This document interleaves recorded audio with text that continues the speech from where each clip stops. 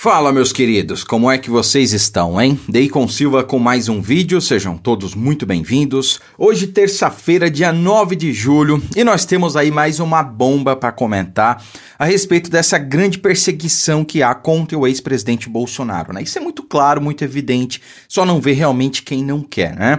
Então nós vimos a notícia ontem, né, circulou desde o período da manhã que Bolsonaro desviou não sei o que as joias, 26 milhões e bababá, ficou o dia inteiro todo mundo replicando a mesma notícia. PF aponta e indicia Bolsonaro por venda de joias no valor de 26 milhões de reais, né? Aí no fim do dia me vem a notícia de que não, peraí, a gente errou. Não era bem 26 milhões, mas sim 6 milhões e alguma coisa. Quer dizer, um errinho pequeno, né? Uma pouca diferença aí de algumas dezenas de milhões de reais a menos, né? Quer dizer, acabou com toda e qualquer credibilidade que, porventura, essa operação, essa investigação da PF tinha contra o ex-presidente Bolsonaro. Ou alguém ainda realmente acha que isso aconteceu. Alguém realmente acha que é esse o valor. Alguém realmente acha, né? Não vamos nem citar aqui os 11 containers de presentes que o Lula deixou escondido lá numa agência do Banco do Brasil, dos relógios e presentes caros que ele recebeu e o TCU não falou nada, né? Não, tá tudo certo. Como é o Lula, ele pode. O Lula pode tudo. É o governo do amor, né? E enquanto os presentes do presidente Bolsonaro, que foram devolvidos, não, aí tem que investigar a fundo, aí não pode. Os filhos do Lula bilionários, não precisa investigar isso aí, né? Vamos atacar Bolsonaro, né? Os filhos do Lula não precisam investigar, né? Vamos atacar Bolsonaro, vamos atacar os filhos dele. Vamos atacar o Flávio, né? Vamos atacar agora o Eduardo Bolsonaro porque ele pode surgir como uma liderança para a possível presidência. Quer dizer, é isso que está acontecendo. E agora a gente viu, meus amigos, segundo a denúncia aqui de um advogado, vou trazer para vocês um vídeo dele falando a respeito, né? A PF pode ter fraudado provas contra o presidente Bolsonaro. Isso é muito grave, porque estamos falando da PF sob o comando do governo Lula, tá? A PF deveria ser um órgão independente, um órgão de Estado, permanente e de Estado, que deveria ter a sua autonomia e independência, né? Acusavam tanto o Bolsonaro de interferir na PF, bom, parece que está acontecendo o que eles acusavam de Bolsonaro ter feito, só que na atual gestão, né? Que é interferir na Polícia Federal. Ou alguém acha que essas investigações são por acaso, né? Bom, vamos lá. Então, a gente viu esse erro aí de 20 e poucos milhões de reais, né? E o presidente Bolsonaro postou o seguinte ontem, ó. Aguardemos muitas outras correções. A última será aquela dizendo que todas as joias desviadas estão na Caixa Econômica Federal, acervo ou na Polícia Federal, inclusive as armas de fogo. Aguarda-se a PF se posicionar no caso Adélio. Quem foi o mandante? Muito bem lembrado, presidente Bolsonaro. Quem mandou matar Bolsonaro, né? Cavucaram, descobriram quem mandou matar Marielle. Bom, como não interessava à esquerda, ao sistema, como quem mandou matar Marielle não foi a direita, como eles acusavam, não foi Bolsonaro, bom, aí não interessava, não é? Agora, e quem mandou matar Bolsonaro? Por que não investigam? Por que o Adélio tinha todo aquele aparato? Por que alguém tentou entrar na Câmara dos Deputados usando a identidade de Adélio enquanto ele atentava contra a vida do presidente Bolsonaro lá em Juiz de Fora, em Minas Gerais, e ninguém quer investigar isso aí? Não, ele era um lobo solitário. Ninguém quer investigar isso aí, né? Uma dica, o delegado encarregado do inquérito é o atual diretor de inteligência. Ora, que coincidência, não? E aí tem a notícia aqui da Folha de São Paulo, né?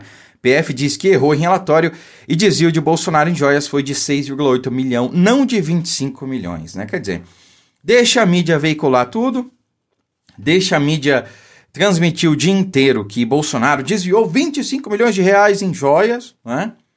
Depois fala, não, a gente errou. Quer dizer, o estrago já está feito. A mídia publicou isso aí o dia inteiro. Será que a mídia vai publicar o dia inteiro hoje que houve um erro da Polícia Federal também, na mesma intensidade e proporcionalidade que a notícia de ontem? Não. Agora, quem vai reparar esse erro?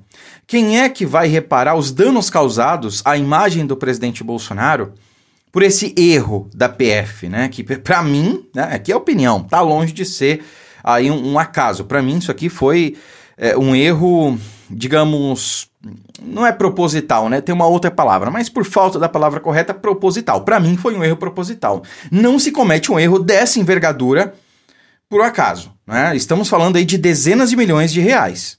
De pelo menos 20 milhões de reais de diferença nisso aí, tá?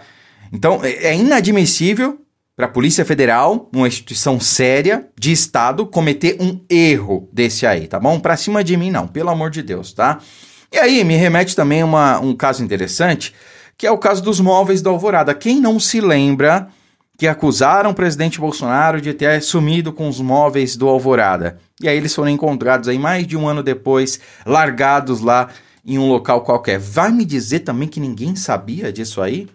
Pelo amor de Deus, né? É muita cara de pau dessa gente, de querer achar que nós somos trouxas.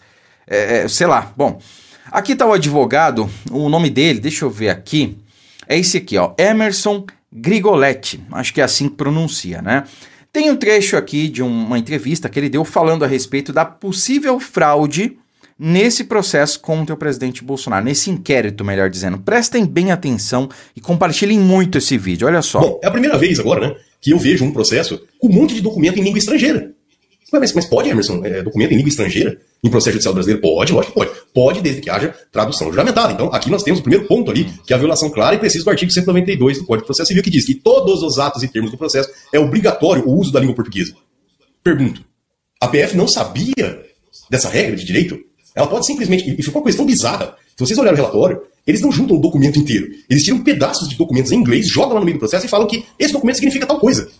Tá, mas pode isso? Não pode, né? O artigo 192 está lá. Parece que a Polícia Federal não sabe fazer o seu trabalho básico, né, de respeitar o comando jurídico, que toda a documentação, os atos e termos devem ser em língua portuguesa. Então, começa por ali o show de horrores. Além dessa questão da tradução juramentada, é uma questão bem interessante em relação aos recortes que foram juntados ali. Bom, falou-se, ficou explorando, tal, tinha conversa de WhatsApp, não sei o quê. Agora, sabe o que é engraçado, Mário? É muito engraçado porque não se tem a conversa na íntegra. O que se tem, na verdade, ali são trechos recortados de falas.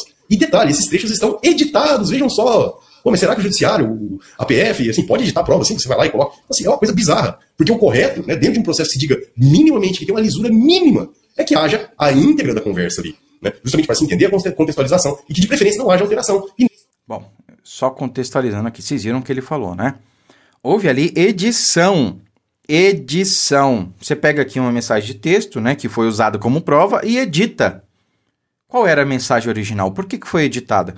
Cara, isso aqui é inadmissível. Inadmissível. Se isso aqui for verdade, acaba essa operação, acaba essa investigação, prende os responsáveis, porque nós estamos falando de adulteração de provas. Isso é crime. Isso é grave.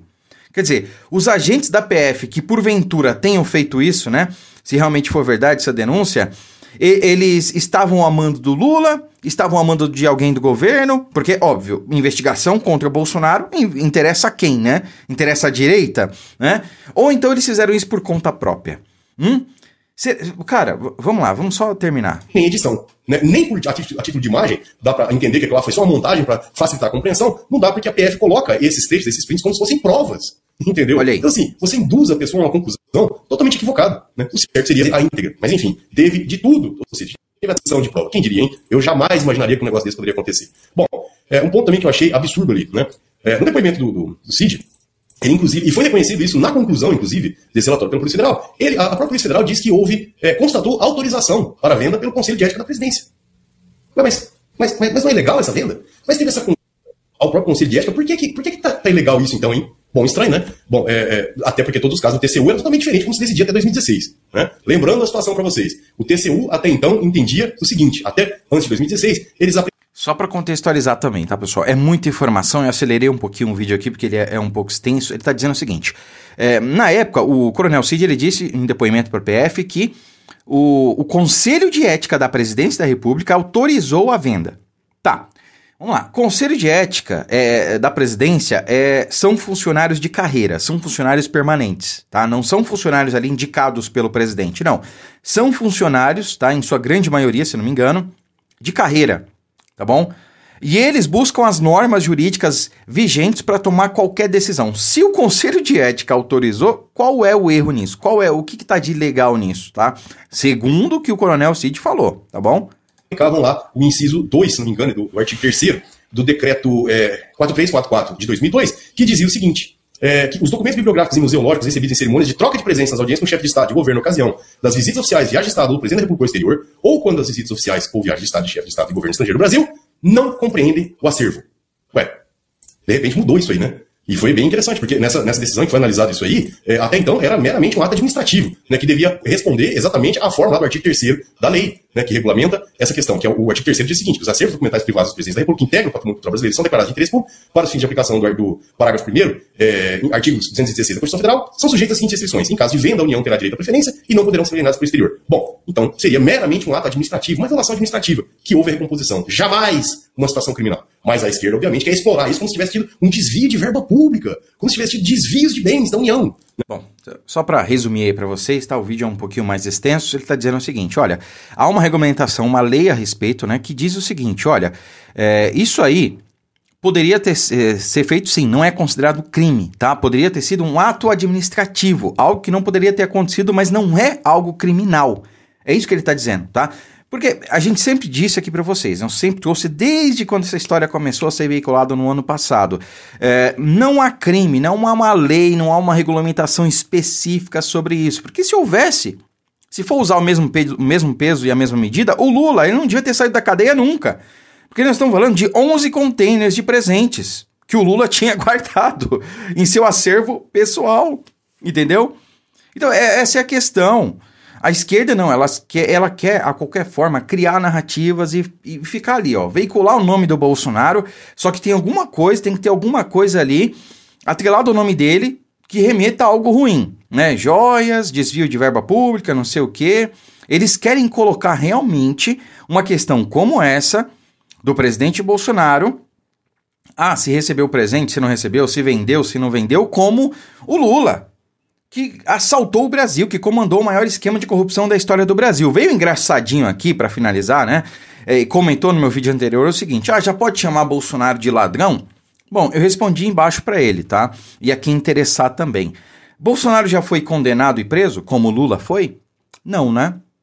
O Lula já foi condenado e preso.